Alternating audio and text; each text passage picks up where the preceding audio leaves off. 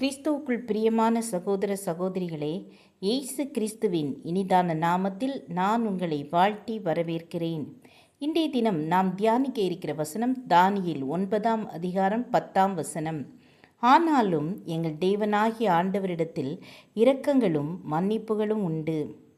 ஆண்டவரிடத்தில் இரக்கமும் மன்னிப்பும் உண்டு என்பதை அறிந்த தானியேல், ஆண்டவரே, உமக்கு விரோதமாக பாவம் செய்தபடியால் நாங்களும் எங்கள் ராஜாக்களும் எங்கள் பிரபுக்களும் எங்கள் பிதாக்களும் வெட்கத்துக்கு உரியவர்கள் ஆனோம் என்று விண்ணப்பம் பண்ணுகிறார். நம் வாழ்விலும் பாவ அறிக்கை செய்கிற போது பாவத்தை மன்னித்து நம்மை மகிழ்ச்சியாக்குவார். முதலாவது, பாவங்களை உணர்ந்து அறிக்கை செய்ய வேண்டும்.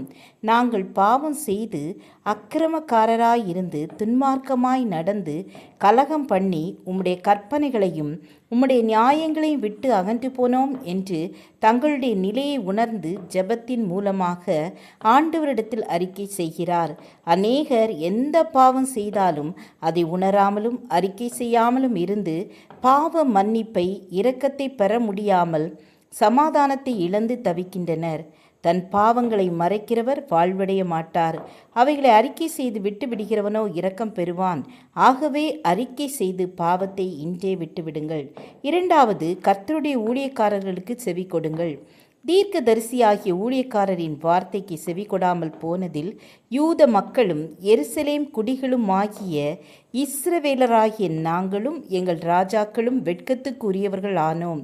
ஆகவே ஊழியக்காரரின் நல்வார்த்தைகளை சொல்லை கேளாமல் போனால் வெட்கத்துக்குரியவர்களாகி விடுவோம். ஐயோ, போதகத்தை நான் வெறுத்தேனே, கடிந்து கொள்ளுதலை என் மனம் அலட்சியம் பண்ணினதே. என் போதகரின் சொல்லை நான் கேளாமலும் எனக்கு உபதேசம் பண்ணினவர்களுக்கு என் செவியை சாயாமலும் போனேனே.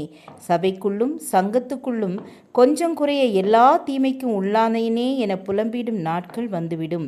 ஆகவே ஊழியக்காரருக்கு செவி கொடுங்கள். மூன்றாவதாக, கடவுளின் சத்தத்துக்கு செவி கொடுங்கள்.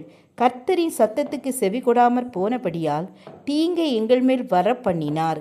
கடவுளின் வார்த்தைக்கு சத்தத்துக்கு செவி கொடாமல் துன்மார்க்கமாய் நடந்தால் தேவ கோபமும் சுற்றுப்புறத்தாருக்கும் நிந்தையாகி விடுவோம். ஆகவே கர்த்தரின் வார்த்தைக்கு செவி கொடுத்து செய்ததை உணர்ந்து அறிக்கை செய்வோம். அவர் நம்மை ஏற்றுக்கொள்வார். ஜெபம் செய்வோம். அன்புள்ள ஆண்டவரே, வார்த்தைக்கு செவி கொடுத்து வாழவும் உணர்ந்து ஜெபிக்கும் கிருபையும் எங்கள் ஒவ்வொருவருக்கும் தந்து வழிநடத்துங்க. இயேசுவின் நாமத்தில் பிதாவே, ஆமேன் ஆமேன். God bless you.